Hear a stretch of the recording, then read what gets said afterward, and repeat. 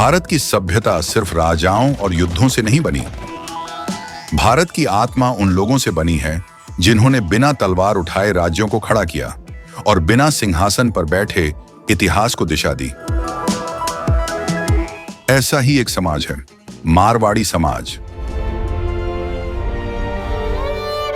राजस्थान के उस भूभाग से जहां रेत है, कठिनाइयां हैं और जीवन हर कदम पर संघर्ष मांगता है। मारवाड़, जिसे प्राचीन काल में मरुदेश कहा गया।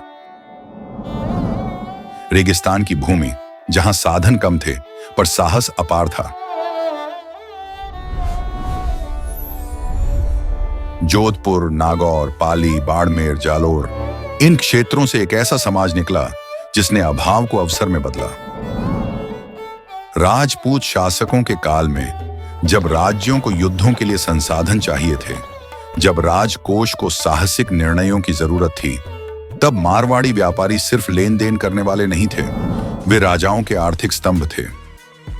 राजपूत राज्यों को ऋण देना, व्यापार को संगठित करना और संकट की घड़ी में राजसत्ता के साथ कंधे से कंधा मिलाकर खड़ा होना, यह केवल व्यापार नहीं था, यह विश्वास का रिश्ता था। 17वीं और 18वीं सदी में जब मुगल साम्राज्य कमजोर पड़ने लगा, तब मारवाड़ी समाज ने अंतर्देशीय व्यापार को नई ऊंचाइयां दी। काफिलों के माध्यम से रेगिस्तान से निकलकर शहरों तक और फिर भारत की सीमाओं के पार मध्य एशिया, फारस और दूर दराज के व्यापारिक मार्गों तक मारवाड़ी नेटवर्क फैल गया।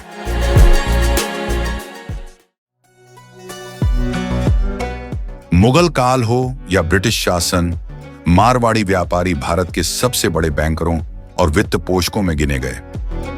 लेकिन इस समाज की सबसे बड़ी विशेषता थी प्रवास।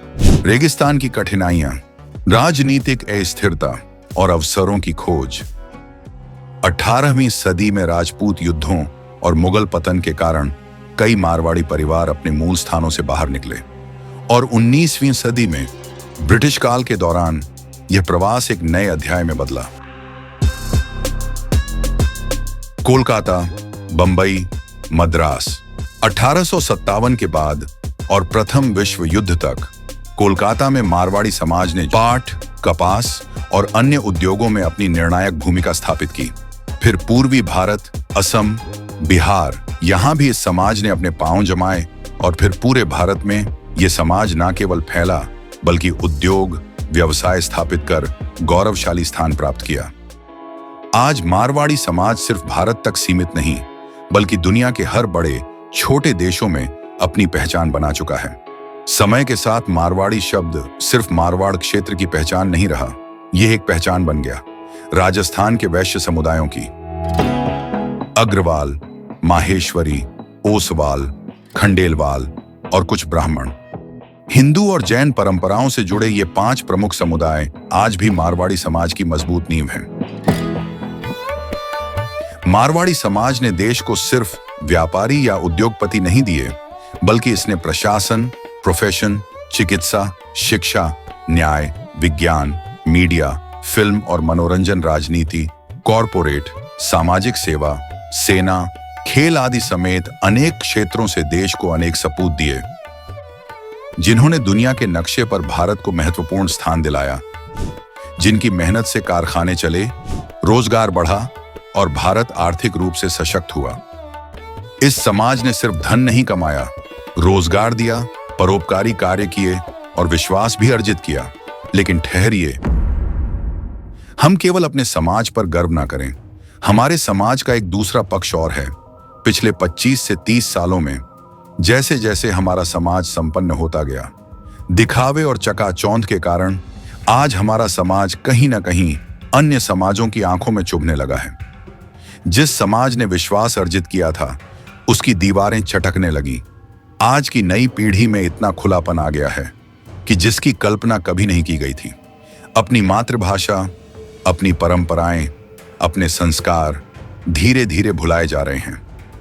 मारवाड़ी समाज की एक पुरानी कहावत है, घनी गई, थोड़ी रही, अब यह थोड़ी कब समाप्त हो जाएगी, किसे पता। शायद अगले कुछ वर्षों में ही सब कुछ खत्म, समाप्त। कभी मारवाड़ी भाषा सिर्फ बोलचाल नहीं थी, वो रिश्तों की पहचान थी, घर की आत्मा थी, संस्कारों की पहली पाठशाला थी। आज हमारी नई पीढ़ी उस मिठास को जानती ही नहीं, क्योंकि या तो हमने सिखाया नहीं या बोलने में शर्म सिखा दी। बाबा सा, बड़ी माँ, काका काकी, बुआ फूफा, मौसा मौसी, मामा मामी, ये शब्द नहीं थे, ये हमारी पहचान थे। और आज सदियों की संस्कृति सिर्फ 2 शब्दों में सिमट गई, अंकल और aunty. Punjabi, Bengali, Marathi, Bihari, south Indian समाज अपनी मातृभाषा में अपनापन महसूस करता है, और हम मारवाड़ी होकर मारवाड़ी बोलने में अपमान महसूस करते हैं। अब बदलाव की शुरुआत बड़ी सभाओं से नहीं, अपने घर से होगी। जो मारवाड़ी भाषा नहीं जानते, उन्हें बोलना सिखाए। महीने में सिर्फ 2 दिन तय करें और नाम दें म्हारी परंपरा। इन 2 दिनों परिवार का हर सदस्य आपस में और अपने परिचितों से केवल मारवाड़ी में बात करें। बस इतना सा ही करें। कुछ ही महीनों में बीज पौधा बनेगा, पौधा वृक्ष बनेगा, और हमारी लुप्त होती परंपरा फिर से जीवित हो जाएगी। क्योंकि परंपराएं भाषणों से नहीं, आचरण से लौटती हैं। अगर आज हम नहीं जागे तो आने वाली पीढ़ियां हमें कभी माफ नहीं करेंगी, और अगर समय रहते हम संभल गए तो हमारे प्रयासों से आगे आने वाली पीढ़ियों की जिंदगी बन जाएगी। वाह जिंदगी।